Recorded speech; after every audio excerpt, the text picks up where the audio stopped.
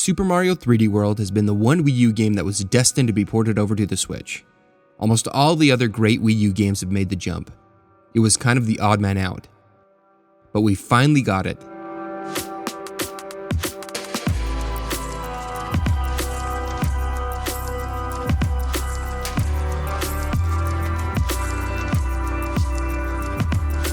So far, the Switch has been a force to be reckoned with. In stark contrast to the Wii U, people really want this console. With its innovative and revolutionary design, combining home and portable gaming into one device has changed the way we think of gaming. The Switch fits just about every lifestyle. It's ideal for people who want to play their games on the TV, and for those who like to play their games on the go. It's absolute perfection for people who like to do both. Games for it have been massively successful. So much so that many games have been ported over to the system. Titles from third-party studios such as Doom, Skyrim, and The Witcher 3. Others were console exclusives to other systems like Cuphead and the Ori games, which were previously only on the Xbox. But this isn't just an outside case. Nintendo themselves have ported over games from their previous consoles. Super Mario 3D All-Stars is a collection of some of the best 3D Mario titles from the N64, GameCube, and Wii. There are also the retro titles that you can access if you pay for the Switch's online service, which run and play very well. The Switch has relied heavily on ports from past Nintendo systems, specifically the Wii U. It's no surprise that Nintendo would want to see some sort of return on these games. Games that were made for the Wii U drastically underperformed and deserved to be played by more people. The Switch was the perfect opportunity for this to happen. Wii U games were still relevant, and hardly anybody had played them. It made complete sense to put those games on a console that was bound for success. It started with The Legend of Zelda: Breath of the Wild. Nintendo used it as a launch title for the Switch, which propelled Switch sales far beyond what anyone expected. This success then encouraged more ports of other Wii U games. Soon Mario Kart 8, Pokken Tournament, New Super Mario Bros. U, Bayonetta 2, Captain Toad Treasure Tracker, and Donkey Kong Country Tropical Freeze were slowly put onto the Switch between other Switch game releases. This has helped pad Nintendo's release schedule and provide a diverse library of games for the Switch. This trend hasn't stopped. We're still getting Wii U games on the Switch. The most recent release is Super Mario 3D World. Before I jump into the Switch's version of Super Mario 3D World, it's important to understand where it came from. This game has been around for 8 years. It's by no means a new game. It's gone through the whole gamut of a Nintendo game. It had an official announcement, a couple of trailers, a release, and a full life cycle. It was even given the Nintendo Selects treatment, where Nintendo takes their most popular games and discounts them to $20. Even now, a used Wii U copy is only around $15. But the problem with Super Mario 3D World lies with the console it was developed for, the Wii U. Hardly anybody owned or even cared about it, which means it wasn't played by very many people. I did a whole video covering this. If you want to hear more about it, there's a link in the description. Super Mario 3D World was the one Wii U game that was destined to be ported over to the Switch. Almost all other great games the Wii U had have made the jump. It was kind of like the odd man out, but we finally got it, and we can play it on the go or at home like we've always been able to. It looks and sounds pretty much identical to the previous version, which isn't a bad thing. Super Mario 3D World is a great game. It's one I remember quite fondly. It took the ideas from Super Mario 3D Land and made a great console sequel from that framework. I've always been a fan of games that skirt the line between 2D and 3D perspectives. The early Crash Bandicoot titles are great examples of this. It was fun to get a platforming Mario game in this style. It's really fun seeing those 2D elements in 3D space.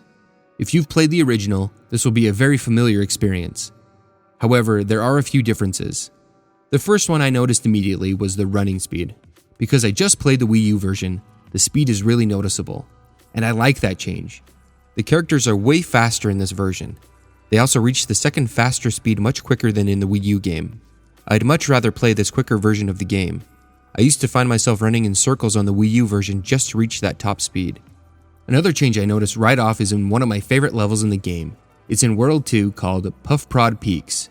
In this level, there are special platforms you have to blow on the gamepad to get to move. This would be picked up by the microphone and move the platforms and blow away these tiny Goombas, which I thought was a great touch. In the Switch version, they've been relegated to normal platforms that move on their own. I was curious to see what they had planned for this, and it was kind of anticlimactic. Nintendo is usually very innovative, like they were with the original game.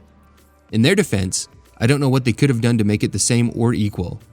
This version is probably even better because you don't have to break from the traditional gameplay and do something out of the box. Though this level was one of the most memorable for me in the original game, one that stuck with me throughout the whole 8 years since I first played it. And it was this mechanic that I remembered so well. Though I was still happy to see that you still need to touch these blocks to get them to move. At least that remained the same. With these things aside, it's basically the same game again. But there's one more brand new addition just for this release, and that is Bowser's Fury.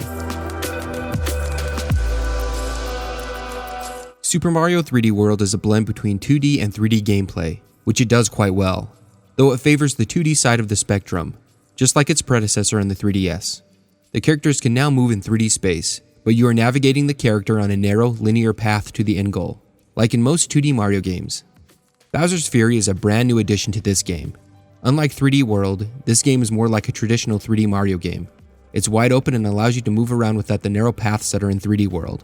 Something closer to Mario Odyssey than New Super Mario Bros. U. Yet it doesn't feel like Mario Odyssey, as the controls and the movesets are the same as in 3D World. The biggest difference from the core game is the lack of a timer.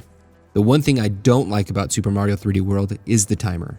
I like to explore the games I play, and the timer really puts a damper on the fun exploration. When it was first announced, I thought it was going to be something that would be around an hour long, and consist of very minimal tasks to do. I was shocked when it kept going. I had a great time running around. I like that the art style and the assets remain the same as they are in the core 3D World game. It's fun to see this wide open world in the same style.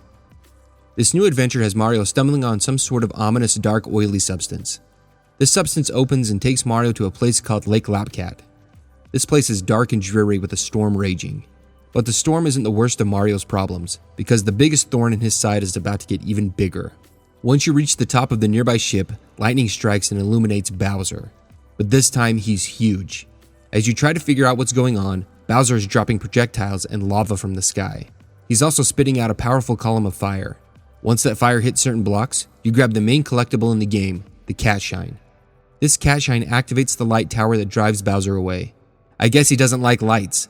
Kinda like me now that I've worked from home for almost a year. Once Bowser goes away, the weather clears up and new islands appear in the world. Mario also comes across Bowser Jr., who explains that he'd never ask Mario for help, but needs his help now to save his dad and return him to normal. They then team up and go around collecting Cat Shines. This is a fun spin on the good guy, bad guy situation.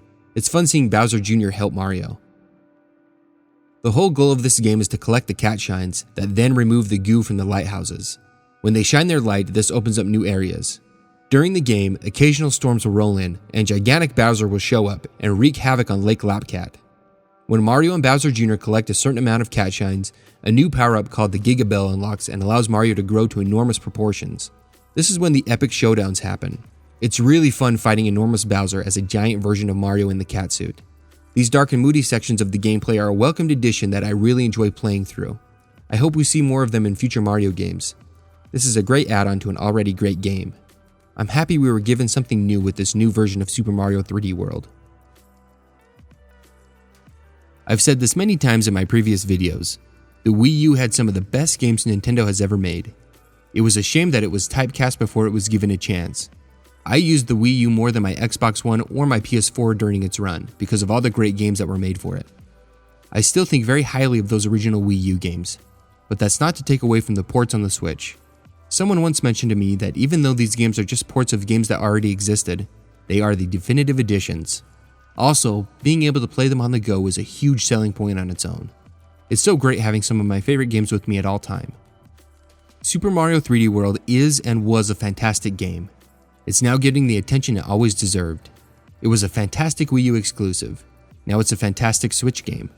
With the addition of Bowser's Fury, we're getting more than most of the other Wii U ports. I mean, Donkey Kong Country Tropical Freeze added Funky Kong as a playable character, which wasn't much. The original game was fine without him. Other Wii U ports have had other additions like having all the DLC available. But this is the first one that added a whole new section to the game that even differed from the core game that was ported. Bowser's Fury is also really fun. 3D Mario games are some of the best.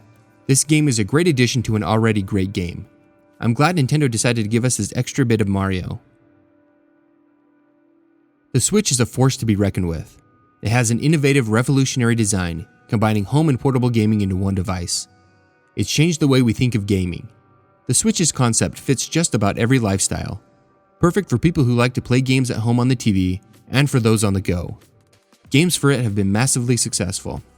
That's partly because of how many great games Nintendo has ported over from the Wii U. These games drastically underperformed and deserve to be played by more people. The Switch was the perfect opportunity for this to happen.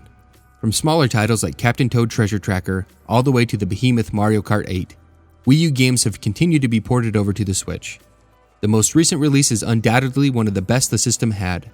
With the addition of Bowser's Fury and the speed of the characters, this is the best way to play the game. Everyone deserves a second chance. And this is the second chance Super Mario 3D World always deserved.